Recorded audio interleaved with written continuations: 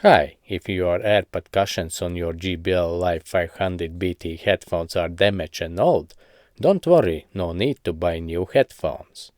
Just get a pair of new replacement AirPods and replace them. The link to the new pods is in the video description. After replacement AirPods, you can enjoy your headphones for years again.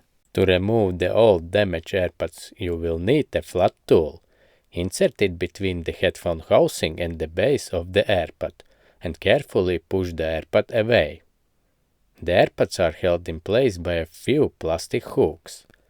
Take the correct replacement AirPod and press it into the hooks until it locks into place. Then do the same on the other side, and your headphones will be refreshed and look like new.